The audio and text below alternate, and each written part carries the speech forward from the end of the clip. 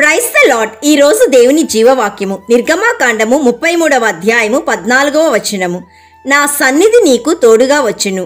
Exodus chapter 33 verse 14. My presence will go with you.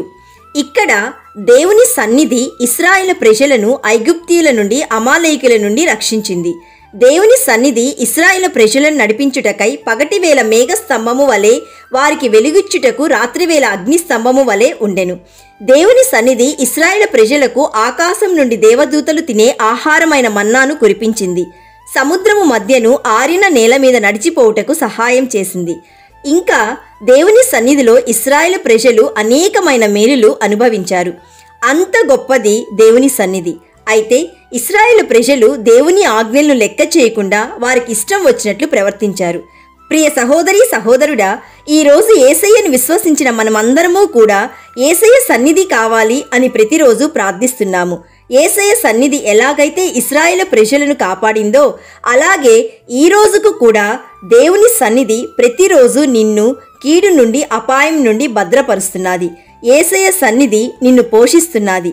యేసయ్య సన్నిధి నిన్ను పాపం చేయకుండా ఆపుతున్నది. యేసయ్య సన్నిధి నీలో పరిశుద్ధంగా జీవించాలన్న తలంపు నీలో కలిగిస్తున్నది. ఆయన సన్నిధి నీకు తోడుగా వచ్చును అని యేసయ్య నీకు వాగ్దానం ఇస్తున్నాడు.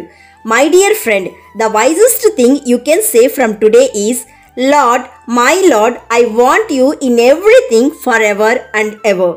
ప్రియ సహోదరి సహోదరుడా, యేసయ్య చెప్పిన ప్రతి మాటను, ఆయన ఉపదేశమును, ఆయన వాక్యమును, ఆయన ఆజ్ఞలను నీ హృదయంలో భద్రపరచుకో. దివారాత్రులు ధ్యానించు. యేసయ్య సన్నిధిలో జీవించు. యేసయ్య కృప నీకు నీ కుటుంబానికి తోడుగా ఉండాలని మేం ప్రార్థిస్తున్నాము. నమ్మిన వారందరూ ప్రార్థనలో ఏకీభవించండి. యేసయ్య, ఈరోజు మాకిచ్చిన జీవవాక్యమును బట్టి నిన్ను స్తుతిస్తున్నాము. తండ్రి, నీ సన్నిధిలోనే మాకు నెమ్మది, మాకు విశ్రాంతి, మాకు విజయము, మాకు సంతోషము. యేసయ్య, ఈరోజు జీవవాక్యం వింటున్న ప్రతి ఒక్కరికి నీ సన్నిధిని తోడుగా ఉంచమని నిత్యుడగు యేసయ్య నామంలో అడుగుచున్నాము తండ్రి. ఆమెన్. God bless you.